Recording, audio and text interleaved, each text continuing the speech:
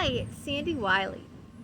Welcome to my mental health channel, where I wipe away the stigma of mental illness by talking about my own struggles having borderline personality disorder. I talk about my struggles having post-traumatic stress disorder, severe anxiety attacks, panic attacks, depression. I talk about narcissism and my narcissistic mother who used to beat me, my schizophrenic father. I talk about all the different therapies I've been in and the unethical therapist who sexually abused me, and a plethora of other mental health topics. But I only come on as a former patient of almost 20 years.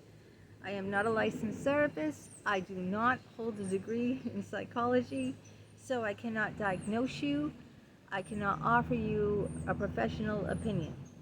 All I ask in return of you is your kindness and respect in the comments below.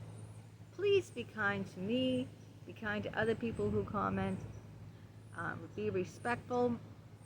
I always appreciate people sharing their struggles and personal stories with me, and even constructive feedback. I welcome that. Not criticism, constructive feedback. And just as long as you're kind and respectful, that's all that matters to me. Now, if you're new to my channel, welcome. A lot more people have been joining lately, and I love to see the numbers rise. It's 100% free, so hit that subscribe button there on the lower right-hand corner where it says subscribe. And if you like what you see, give it a thumbs up so I know which videos, do well and which ones flop. So today I'm going to talk about, why do I feel the need that I have to lie to people? And it's true.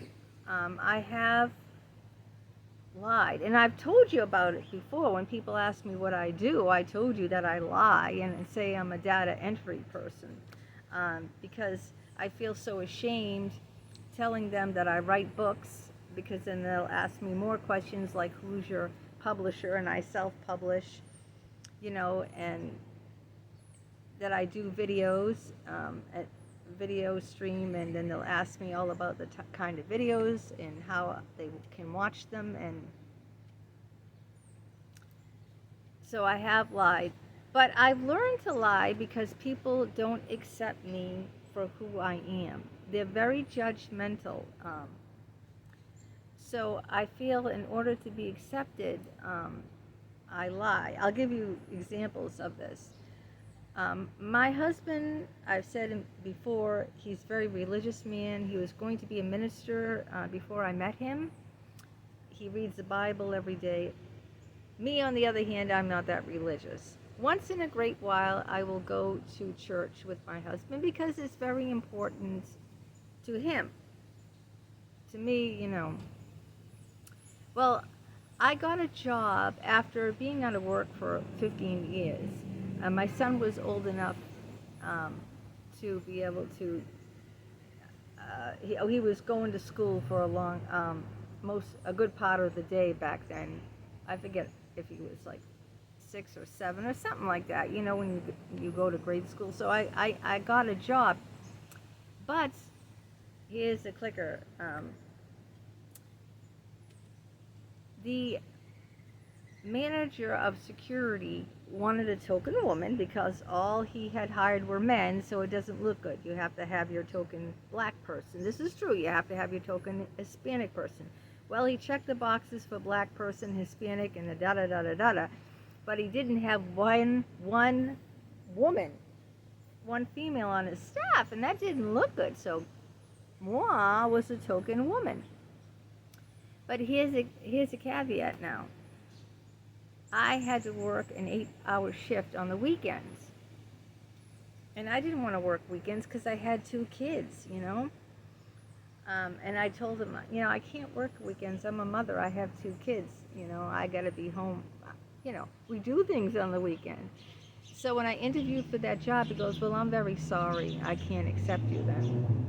And I said, oh, geez, I really wanted to get the job because, my husband was only making, honestly, He was making $9 an hour in the bookstore, Borders. That's what he was doing. We had hardly any money, and we had 2 children and a house, you know. You can't survive on that, on $9 an hour. Even, when was this? Back when I was in my late 40s? Yeah.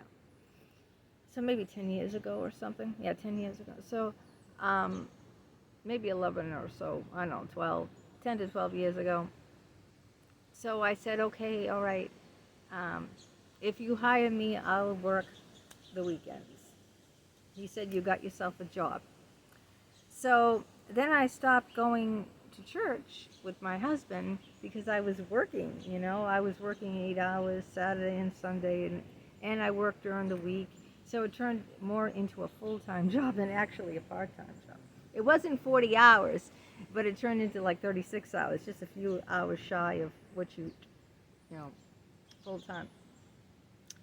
And then, I don't know, one Sunday, I guess what happened, this was after I left the job. I ran into this, you know, nosy, snoopy, judgmental woman in church. And you know, she goes, "Oh, you finally made it." This is what she says to me. She goes, "What, you know, why didn't you ever come before, you know?" And I said, "Well, I was working." And she said, "You're not supposed to be working on Sunday. You're supposed to, you know, keep holy the Sabbath day." And she made me feel very small, like, you're not supposed to be doing that, you know? No one works on Sunday. Sunday is a religious holiday. Sunday is a family day where people, you know, spend time. So, you know, I'm sitting there like, yeah. If I didn't work on Sunday, I wouldn't have got the job. But she made me feel this small. She made me feel like a bad person because I wasn't, you know, I didn't want to work on Sundays, but that's the only way I could get the job, you know. Here's another example. I've been badly abused by psychologists. I've been, you know, raped and physically assaulted and verbally, emotionally abused. So I was trying to get some help to overcome that. This was before, you know, I learned that they're all no good. Okay? I've been in therapy 20 years with all different men, women, black, white, young, old, every mix of everything. So it wasn't like I just stayed with one type, you know? And I thought this guy was decent in the beginning. You know, he had a good sense of humor. He didn't seem unethical or whatever. Anyway, I told him about the therapist who sexually abused me and that I went to the licensing board. And then he started getting very nervous and upset. And then he started asking me questions. "Oh, how many therapists did you take to the licensing board?" And stupid, naive me told him the truth, you know, which I think was like 3. Once he heard that number, the next session, "I can't see you anymore. I can't be your therapist. Bye. Get out the door now." Yeah. I said, "Why? What happened?"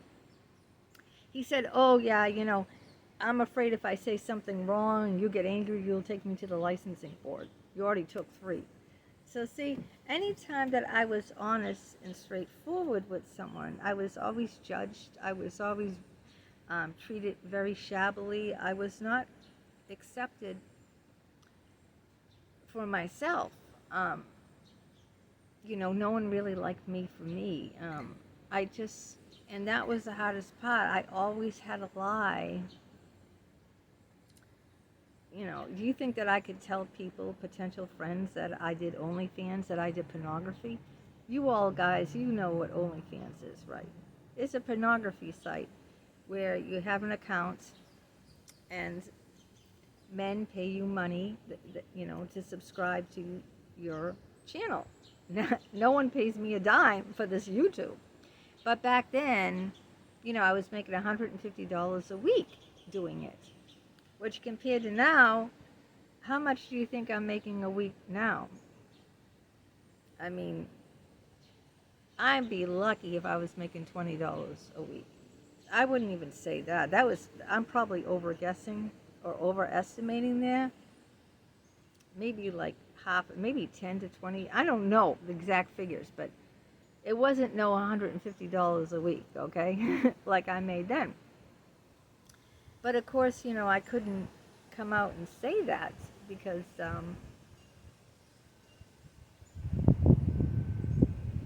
for the obvious reasons, people think I'm a slut. And I have been called that, and I have been judged by people that I used to go to high school with, because before doing my OnlyFans, I used to read poetry in a bra and panties, and some of you might remember me as a bra and panty poet. Look that up, Sandra Wyllie, bra and panty poet. And I just did that to get guys interested in poetry. Well, if you see this sexy woman in only her bra and panties, maybe you'll listen to her, and I'm reading my poetry. It was just like a dumb ploy or, tactic, for lack of a better word, tactic to get guys to listen to my poetry. Maybe if I did it dressed seductively in a bra and panty, then they might be inclined to listen. That's how desperate I was. And, girls from high school got wind of me doing this, and they all ganged up on me. They all, thought I was a slut and kept questioning me, like, why are you, like they're the judge and jury, why are you doing that? Why don't you go put your clothes on? Why do you have to be naked, And I didn't feel like I owed them an explanation. I'm telling you why I did it as a tactic to get men to listen to my poetry, because that was, the only way men were going to listen to my poetry if I was half naked. And so, it's true, I come out on this channel and I tell everyone everything, okay? Because, obviously my subscribers aren't going to judge me, because they wouldn't be my subscribers. They wouldn't subscribe if, and I have over 4,000 subscribers. So I can be honest with people. Because otherwise, if you thought very little of me, the 4,000 subscribers wouldn't subscribe. I wouldn't subscribe to someone who I didn't like or thought was crap or thought bad things about.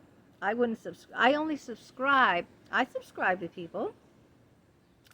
A lot of people I subscribe to, but it's because I like those people and I respect those people and I get something out of their channel, and that's why I subscribe. So I figured, but I don't go tell everyone that I have this YouTube channel. I mean, yeah, I put it all over the social media, but who do I know on social media? It's not like, I wasn't going to tell the eye doctor, oh yeah, you should watch my YouTube channel. My husband goes to the same eye doctor. I wasn't going to go to in church and say, hey guys, guess what? Look up Sandra Wyllie on YouTube and subscribe, So I wasn't going to tell anyone that I knew, who knew me personally. You guys don't know me personally. I mean, we don't run into each other at the grocery store. I'm not going to tell someone at the grocery store about my YouTube channel. Like, for all intents and purposes, you guys are really strangers, my subscribers. I mean, I love hearing from you and everything, but when am I going to run into you, So it's a safe place for me to be honest, because I know that the people who judge me will not subscribe to me, okay? They might make nasty comments, and I'll delete them. But the people who subscribe to me are subscribing because they want to see my content, so they must like me. Otherwise, why would they subscribe to me? It makes no sense. So this is the only place that I feel 100% myself, okay? Right here with you guys, my subscribers, everywhere else I have to lie. That's just what I have to do, because I would be ridiculed, I would be judged, I would be felt shamed and embarrassed. You know, you guys know I did OnlyFans. You know I did pornography. You know I had affairs. I've come on here and told you I had affairs. I've told you very personal, detailed information that I would not tell someone, like I said, in the grocery store, at church, the eye doctor, just people that I normally, run into, a neighbor. I wouldn't be telling people this. And that's another reason why I have no friends. I have no friends because I can't be honest with people, I can't tell them what I do. I can't tell them what I did. I can't tell them about, this YouTube channel, for instance. I can't even say that to people because I know right away that they'll judge me and they'll dislike me and that, they'll criticize me. So I gotta lie. I feel I have to lie, to get along in this world. I feel I have to lie about myself. Like, this is the only place, safe place, this YouTube channel, that I can just be me and tell you guys 100% true. And I want to thank you guys for listening and subscribing. You don't know how much that means to me, that people actually take the time out of their lives to watch to me, a nobody, an absolute nobody loser, to take time out and subscribe and listen to my videos. Thank you from the bottom of my heart. You have no idea how much I appreciate you. I really do. All right.